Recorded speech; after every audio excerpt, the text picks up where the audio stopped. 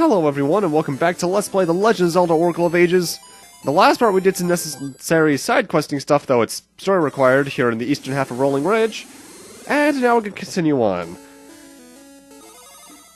Now, there's actually not that much left to do with that kind of side-questing stuff. All that we have to do is get one more item, and to do that, we have to use that lava juice that we got in the last part. Note, you also need the old Mermaid key in order to make this happen, if I recall correctly. Then again, I've never tried to do it the other way around. Just talk to this guy, he'll notice your key. And apparently the Graceful Goron has one exactly like it, so if you give him the lava juice, he'll give us a letter of introduction to the Graceful Goron, first generation, the dancing guy, essentially. And yes, you are required to do this. This is the second required one I was talking about last part. For the linked game stuff between seasons and ages, I think you're required to do it. Well, not required, but you can do it one more time for an awesome item, which I'm not looking forward to, but I'm going to anyway. So, essentially, it's the same dancing game as earlier, except I think there's a couple more things you have to do. You still only get 3 failures, so, yeah. I probably should have just sped this section up, but I was not thinking correctly, apparently.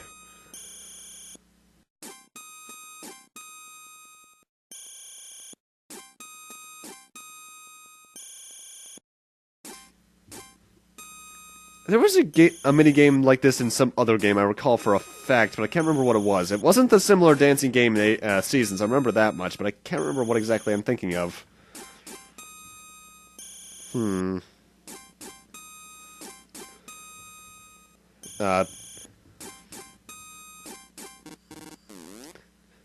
Although I will admit about this one, I do hate how precise you have to be half the time. You have, like, how to describe it? When it comes to the timing of it all, you have, like, a very precise few frames you're allowed to be within. If you're too early, you will get penalized. If you're too late, you'll get penalized. And if you press the wrong button, you'll obviously be penalized.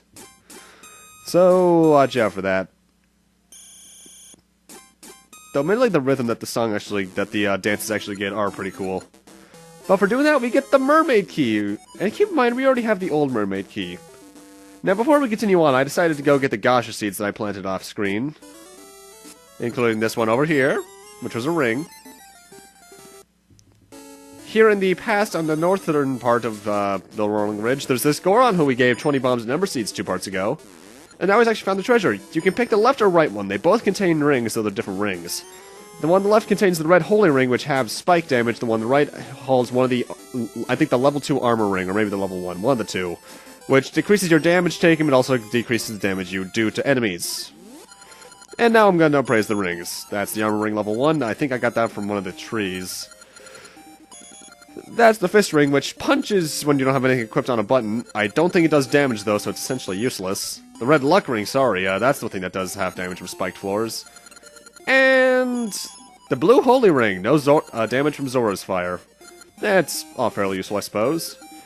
Now, before we continue on, one last thing I want to do. Back here at Pippin and Blossom's house, Cecil's having some trouble sleeping. And this is the last choice you need to make in ages. And we want him to play for the route I want him to take. Note, you can take whatever route you want to, I'm just putting him on a good one. And now it's time for the dungeon. Swim to the waterfall, which there's always something behind, and use the old Mermaid key here. So welcome to level 6, Mermaid's Cave. No, wait, no, that wasn't the old Mermaid's key, that was just the normal one, never mind. This is a dungeon that is weird, but we'll get into why later on. But we have some new enemies here, Wizrobes. There's actually 3 varieties of these guys in the game, unlike Zelda 1. The green ones stay in the place that they're always in, even when you damage them. Well, actually, no, they'll move when you damage them, but they'll always fade back in and out at that exact point. Red ones teleport around randomly, and blue ones, which we'll meet later on, phase through walls and phase in and out as they wish. Also, be prepared to be annoyed in this dungeon, because throughout a lot of it, I'm going to be at low health, and that means you're going to hear the annoying little beep beep, beep beep, that every single game seems to need to have.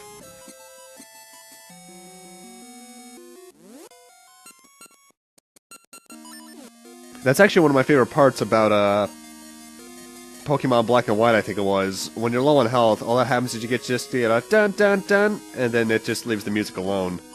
Thank you. Also, we got new enemies here. I think these are called Candleheads or Hotheads, one of the two. Just light their head on fire using Ember Seeds, then they'll run around, getting more and more spastic as they go, and then they explode. Rather simple. Also, as you can tell now, this is a water dungeon, if the Mermaid's Cave wasn't enough of a giveaway for that.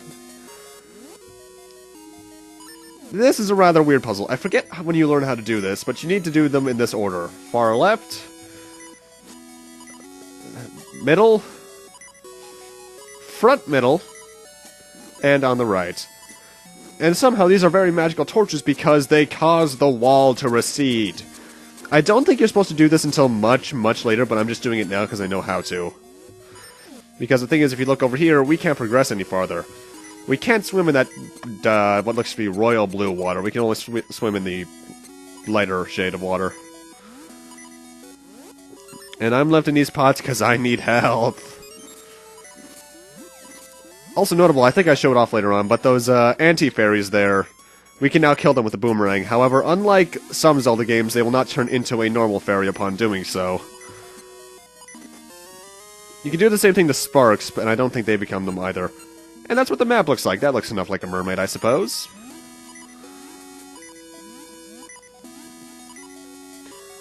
Actually, what is the most annoying version of the low health jingle ever? Metroid 1's was pretty much non-existent because it was so low-pitched. Oh wow, yeah, I do use the boomerang trick. Yeah, see, you don't get a fairy this time. That kind of sucks for me. Pokemon's is really annoying. Yeah, I'd say Pokemon, actually. Unless I'm forgetting one. Yeah, I don't think I'm forgetting one. Alrighty.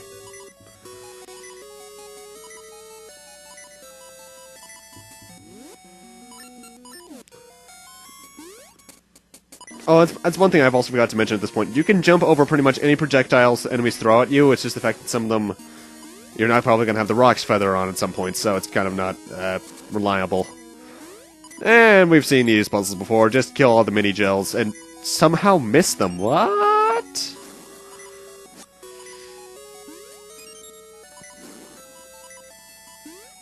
I wouldn't complain over how I missed that, but it's a Game Boy Color game. It's old. I'll allow it.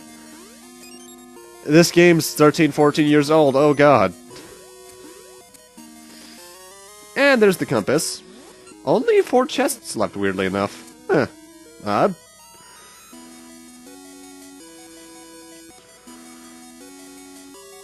And here we got new enemies. Well, they're not new enemies. They've been in the series before. These are bubbles. The boomerang does nothing against them, and as far as I can recall, I don't think you can kill them. All I know is that they move around randomly, and they are annoying. Mind you, all enemies move around randomly. I suppose the better word would be a bit more sporadically, because they don't really seem to have a very, how to describe it. Their AI script makes them move a bit more sporadically than other enemies, I suppose is the way to put it. Oh, that's one thing I don't think I mentioned at this point. When you have the shield on, it actually goes onto Link's sprite. I like that detail.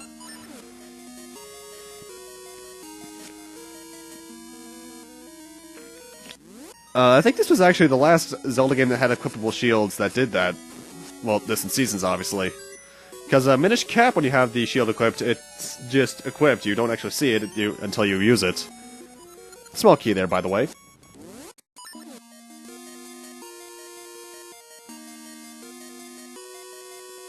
A lot of the guides seem to think for that previous room I was in with the Robed Stalfoss to get the key that you need to use the seed shooter in order to kill them. But no, you can just jump over the vertical parts of the pit. Oh god, this isn't looking good for me.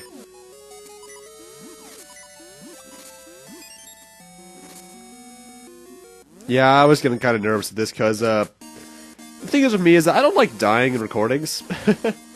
If I do, I generally either edit it out or I redo the entire take, and I thought I was going to have to redo this take so badly. Oh, hi, Blue Wizrobe, how are you? These guys, if I recall correctly, are very similar to the, which Wizrobe color was it from the original?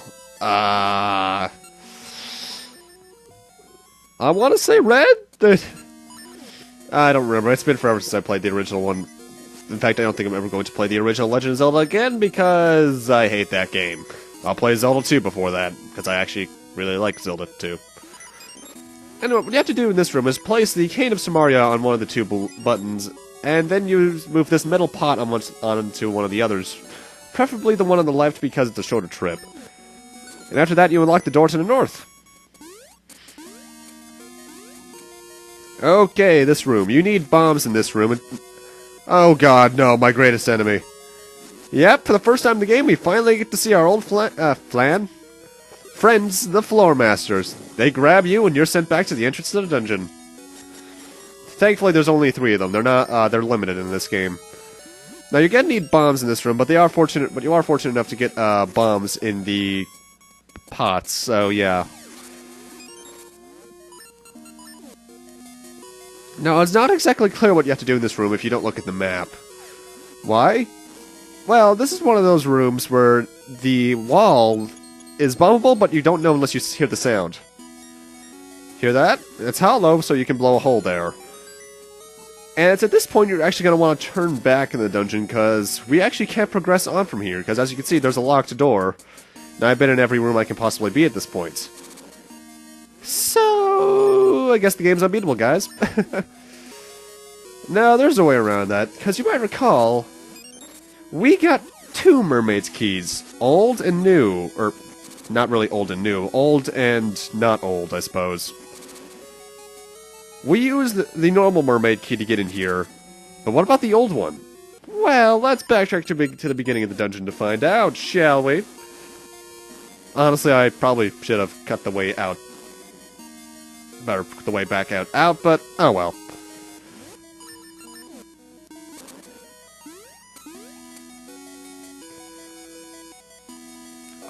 I will say, though, for me, playing the game in this aspect ratio is kind of weird because I used to play this a lot on my Game Boy Advance, and I always made the screen full for some reason, even though that really stretches out the sprites. So, yeah. Anyway, here we are back outside, so let's play the Tune Occurrence, shall we? Notable, you probably could go and use the Tune of Echoes, but, Tune Occurrence is just more convenient at this point. Also, don't worry about where you place the portal, as long as you're not in a tree, you're good. Because as you can see, the waterfall's not there, but the cave still is. And the door is somehow locked again, even though we unlocked it in the past. Let's see what this guy has to say. The legend of the mermaid has been handed down from past to present. Well, use the old mermaid key, and here we are once again in the level 6 mermaid's cave in the present, with no map. But with that, and us entering the second half of the dungeon, I'm going to need to end this off here. Thank you guys for watching, and in part 15, we'll be continuing on in the Mermaid's Cave. See you guys then.